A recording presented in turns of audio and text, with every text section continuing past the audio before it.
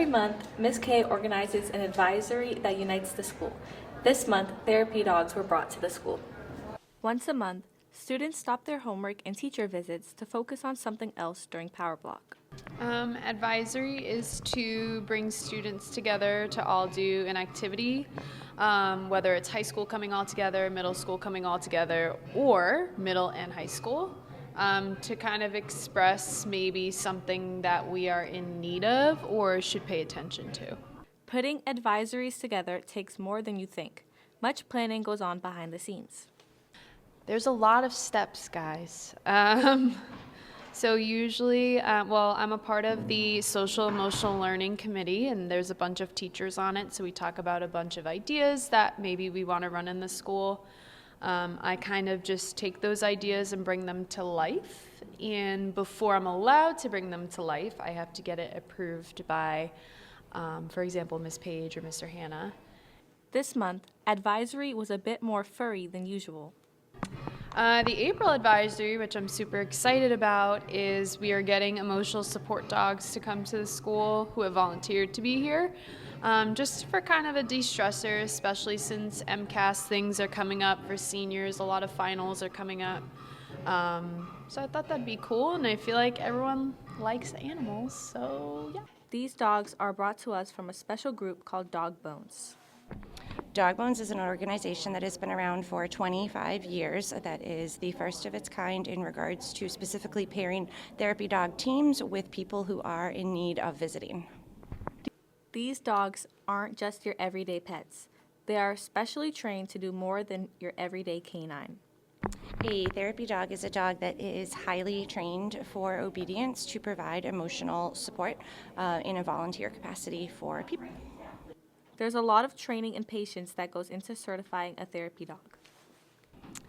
A therapy dog is a highly trained dog who has a lot of obedience in their background and who also absolutely loves people and can walk into a room with full confidence. For many students, therapy dogs can make a huge impact on their school day. Therapy dogs are 100% effective for students, and there should be more therapy dogs in every school. Seeing everyone distress and wind down shows the impact therapy dogs have. Bringing them to the school for this month's advisory was a great idea. We try to see what other people think of the benefits of the schedule change of the future. And students try to explain how the schedule change will benefit others in the future. My opinion on the potential schedule change is that I think it will be cool and different, and I think it will be a fun way to switch it up a little bit in the school. The future. I think it's a good idea.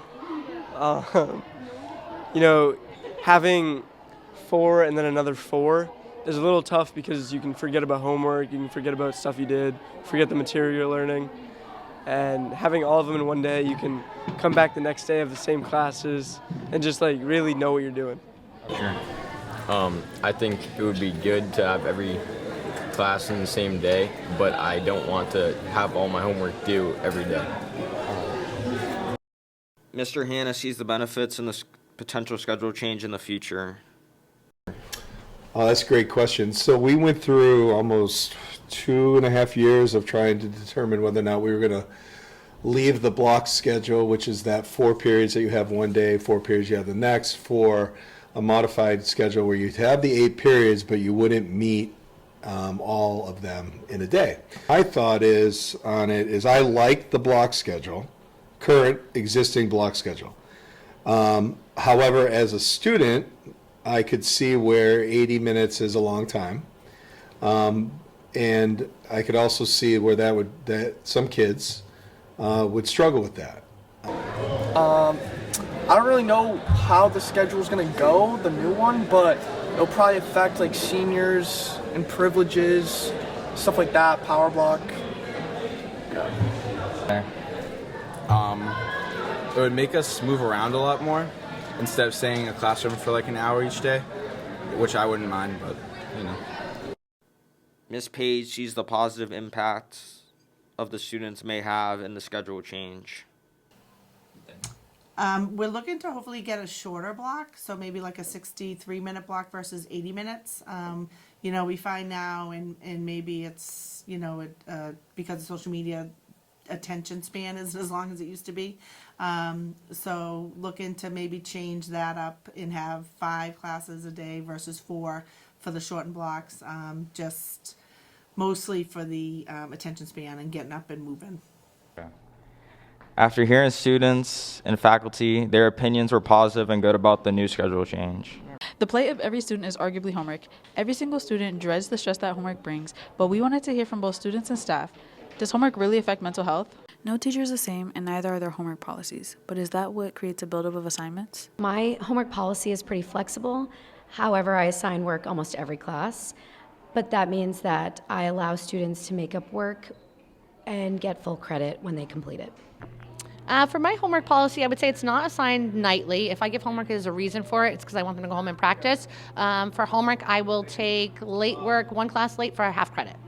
While homework is meant to reinforce learning, many students say the workload can quickly become overwhelming. I believe the work is challenging, but doable based off of what we learn in class, and I think that it should be about 15 minutes. Homework affects my mental health. Not the homework itself, but the idea of having so much in one class and then more in even another class and another class. I understand teachers are trying to do it to for time management. Like, oh, it's only going to be quick. It's only going to be quick. But when that all adds up, it's not going to be quick. If this is like 15, 30 minutes, another class is 15, 30 minutes, and so on and so on. For most students, school doesn't end as soon as the bell rings. With extracurricular activities and other homeworks, the assignments begin to pile up. But is that the teacher's responsibility? Yeah, I do, but I also see all of my students at Power Block playing games, and I feel as though that time needs to be used effectively. I think as a teacher, it's kind of hard to know what's going on in other classrooms that we don't have access to. But I would say it's a good life skill to learn how to juggle different requirements and different expectations of you, and we'll learn some time management skills. It does affect, because sometimes you want to get your homework done to the best of your ability, and it really weighs in, because if you're out late and you're just tired, you want to sleep, you want to take a nice day for yourself, you have to go home, finish your homework first, and make sure you're all set for class and know what you're doing. Conversations around homework grow louder. There is still an important question lingering. How does homework affect student mental health? Oh, I would assume everybody would want me to say negative just because of the stress that it has when they go home and stuff. But I feel it's positive because if they don't do the homework, you can't reinforce what you learn in school. I think it really does affect my mental health. I think that if I didn't have homework, that I honestly would be way better, because I think like homework is the number one thing that stresses me out right now, like honestly. And it takes over basically a good amount of my days, and that's why I always try to get my homework done during school, but most of the time I can't, so. I think an excess and an overload could definitely have an effect on mental health, but I think if it's done right and it's done efficiently, it can really help them with their life skills. And speaking to both the staff and students, we've learned that the effect that homework has on students' mental health truly depends on the student as an individual and their management skills. Celebrities play a massive role in the lives of everyday people, but we all know the younger generation is going to lead this world like a storm. That is why I want to know what celebrities inspire the ideals to shape this new generation. If one celebrity came to this school, who would you want it to be? Giancarlo Esposito. Jalen Brown. I would pick LeBron James. Ryan Reynolds. Wardell. Obviously my GOAT, Jake Man, you know. If I could choose one celebrity, I'd probably choose Cheeseaholic. Probably Kai Cenat. Eminem. I want to be LeBron James. LeBron. SZA. All these celebrities are great answers. Let's see why they chose these celebrities. Well, he plays one of my favorite characters, Gus Fring from Breaking Bad. Because he's the best basketball player ever, and I love him to the day I die. He plays in a lot of good movies. Because he would just want to see me. He's the Patriots quarterback, you know, that's my favorite team. And I want to learn some stuff from him about football and like how to put in the grind. Because, you know, Boston isn't that far from here. You know, I look up to him, you know. He's the next Kobe, you know what I'm saying? Well, because he doesn't have like too much fame, so not everybody would be jumping on him, and that's also my cousin. You know, he's just a great guy, great influencer, you know, just, yeah. I feel like his art's pretty good. because like he's just MVP, best basketball player of all time. It's LeBron. He real deal. He's a GOAT, greatest of all time. He's 41, still doing the real deal. Nobody else doing like him. Because she's so cute and she's my favorite and I love all her songs. People don't want celebrities to change their lives. People want a celebrity to give them an experience that they never had, so they can cherish that moment forever. The junior prom in West Bridgewater is on its way. Lots of emotions are felt around this time of year. For most, prom is just a dance, but West Bridgewater teachers, students, and former students have a deep connection with this event.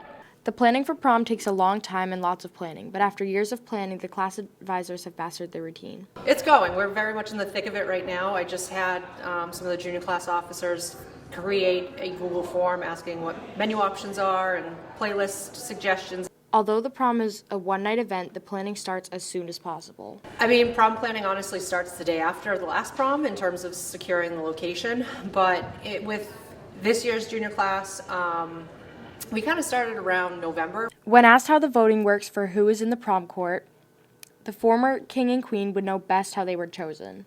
I don't know if they changed it, but last year, beforehand, you had 6 people on the ballot, and before the Grand March, you went up, you casted your vote, and whoever had the most amount of votes won, and then the 3 behind him were all on prom court. Planning for a big event like the prom seems stressful, but for Miss Longo and Miss DeSimone, it is a cakewalk. No, it's not stressful. It's like an exciting event, and we have great officers. The prom has gone through many changes. When I asked former students about the changes they have seen, they had many stories to share. When I went to school here, we still had Grand March, but the way that the court was picked was a little bit different. We had judges come and watch as you walked around. We had the prom. Our prom was in the town park. We had the Grand March there, and then we had the after prom, whatever, at the canoe club.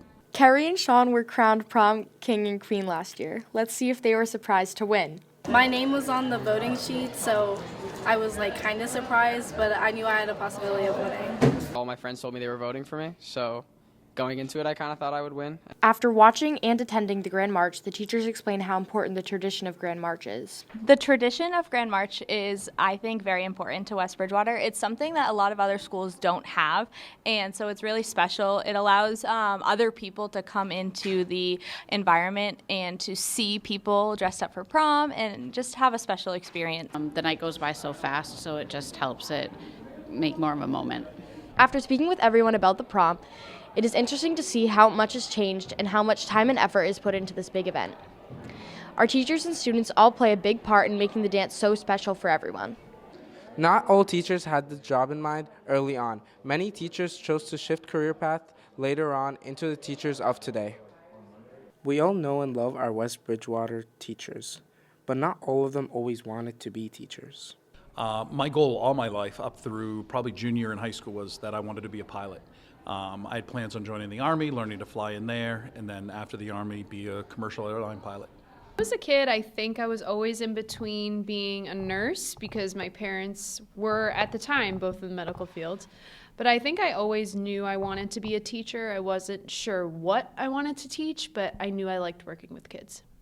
Even when offered any job in the world, teachers had a shocking answer. I'm going to get sentimental here, but I would say teaching. I love it. I love working with people on a regular basis, and you guys are really good. Not all teachers started their teaching career right out of college.